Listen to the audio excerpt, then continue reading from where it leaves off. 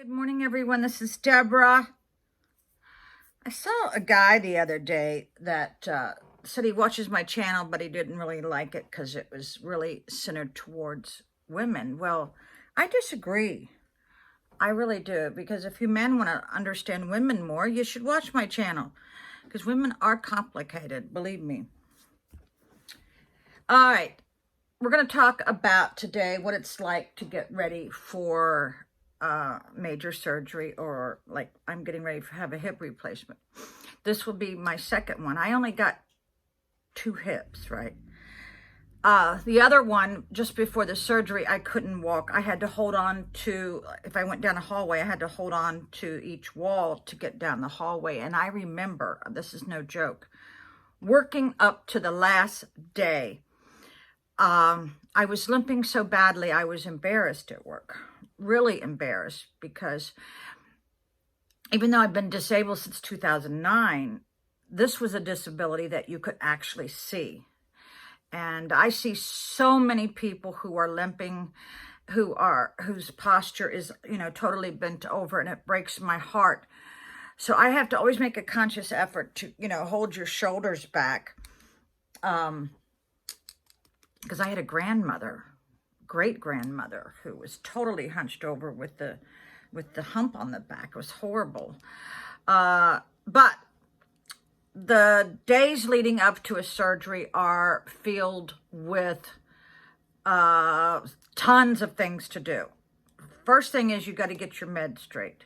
You got to get all your medical records straight. You've got to make your pre-op. Then you've got to make sure you got all your meds at the pharmacy before the surgery. And you also have to make sure you've got food, because I will be taking care of myself this time. I actually took care of myself last time and took care of 2 of my grandchildren. I think the only thing I needed my granddaughter to do was go get me some cold medicine, because I always get a major cold after surgery, which is really weird. So I always keep cold meds on hand. I also, to keep from getting too depressed, I also buy new pajamas, because you gotta look good in the hospital, right? But they let you go home after 23 hours if there's no complications. It's my favorite cup, as you see. It's a Christmas cup. I like it because you can see the color of the coffee inside of a white cup. Okay. I have a little bit of extra time this morning, so I don't have to feel so rushed. Okay. Now you have to get all your trash out, all your dishes done, all your meals planned, everything you're going to need while you're down for the count. Now, as soon as you have a hip replacement, they make you walk up a set of stairs, several of them. They make you do some exercises to make sure you can make it on home. Now, once I left the hospital, I really didn't need my walker. They made me buy it. I don't know why. So I still have it. Got to go find it. It still has the tags on it, people. I'm not joking.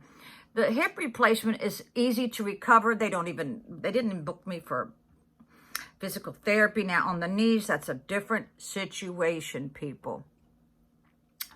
Let's see, what else? You have to get your ride ready. You have to make sure you get to the hospital 2 hours early. You have to make sure someone's at the hospital, with you that you like. You don't want someone there you don't like, right? Yeah. That happened last time. They just showed up.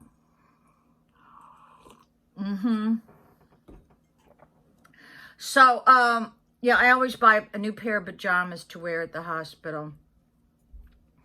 I usually have all the supplies I need already. It's just the food that I don't have. So I got to clean out the refrigerator, get rid of all the old stuff, because, I may not be able to bend over so good. Yeah, may not be able to bend over so good when you get home. But I remember last time I had to clean the bathtub and clean the stove where I was staying at and recuperating.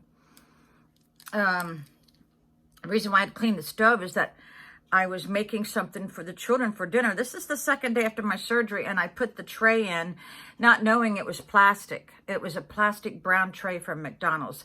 It looked like a real metal tray, because their kitchen is not that lit up so well.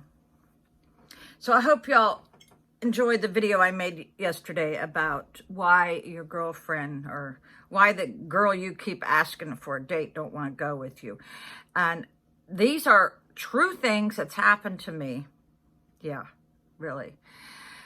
Okay, so the pain level on my first surgery was horrible. I'd have to go to bed every night with a tramadol, a muscle relaxer. I'd have to put biofreeze on me and sleep on a heating pad. Now, this pain on the other hip is different. A lot of people have hip replacements who really don't even have a limp. It's just painful. So you can't really go by your limp. It's usually by your x-ray, your symptoms, and stuff like that. So this hip is much different. I only limp if I've been on my feet more than 4 hours. Yeah, that I'm limping. Yeah, but so now I wear a pain patch now because I'm about 10 days out. I wear a biofreeze pain patch. You know, nowadays the doctors won't even give you any pain meds. Now, because I'm studying for the pharmacy tech, new law passed this year saying that opiates are not going to be prescribed unless you are getting ready to have surgery or just had surgery. And there was a couple other inclusions. So they're going to be even more hard to get. But I remember after about 8-9 days, I was on Tylenol, you know. So that's something good to know. But the worst thing about the hip replacement is the swelling. The swelling, you say my thigh was like this. After the swelling, it's like this. So this is extremely important that you keep ice on there all the time. So start making your ice, people. Also, if you go to a pharmacy, you can get those packs that are flexible or whatever. I think it's beads. It's little beads, and you can put it wherever you're hurting. So, yeah, you're going to have to start making your ice. And I'm going to get a lot of those packs that they give you in the hospital to make the ice, because that is the number one thing you have to do. I kept ice on me for weeks. And because scar tissue is a big issue with me, excuse me, I just hiccuped, because scar tissue is a big issue on me. I massaged the incision with vitamin E oil for about 20 minutes every night. Of course, you can't do it as soon as you had surgery, but as soon as you can, massage that incision.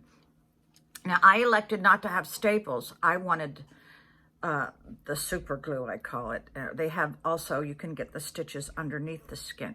I do not like the staples because it makes a horrible scar. You're going to be scarred anyway, but the staples makes it a little bit more noticeable if you're out in public. Now, my days of trying to turn guys on in a bathing suit are over, honey. Yeah, my days are over about that. But, so any of you all that are thinking about having hip replacement, once the hurdle, 80% of the issue is just before you have surgery. Once you get home, you can Netflix, you can keep ice on you. I slept on the couch, so it's easy up and easy down, because if your couch has hard ends, you can brace yourself to get up. Now, I never needed the raised toilet seat because I always stayed places where the vanity was right there, and I would brace myself and get up that way. It's actually a good exercise for you. But if you are in a bed where you don't have anything to brace yourself, you may have some difficulty. But I also bought a recliner from Costco, and that has, the hard hand sides, and that helped a lot. My mother used to have a recliner that would actually come up and stand you up. I don't have one of those, but yeah, I've heard a lot of heart patients, they have those. So, what else can I tell you? Oh yeah, you can't wear fingernail polish, no jewelry. I've always had this bad thing that if you put an X on the hip that you want to be operated on, the X, they may think it's not that one, but you probably mean that one. That could cause a lot of confusion. Yeah. But thank God I got a scar on the hip that's already done, so they won't do the wrong leg, right? But here's my only problem coming out of surgery is I am extremely nauseous. Nauseous to the point I can't even talk. I'm so nauseous. So I tell the doctor beforehand, give me anti-nausea medicine before, during, and after, and keep it coming. Because I once had a tummy tuck, and I had forgotten to tell the doctor this, and I could remember just wrenching.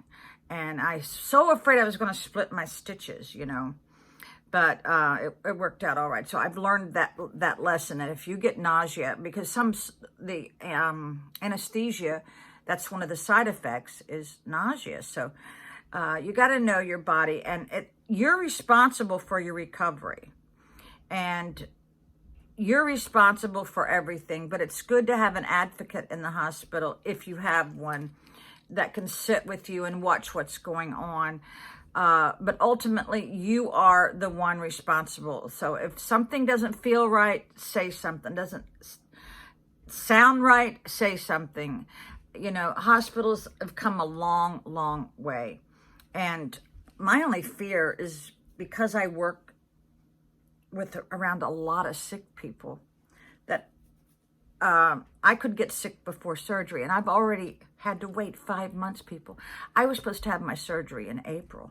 Here it is, almost August. You see, I don't want it delayed anymore. I want it over with. All right. Bye, everyone.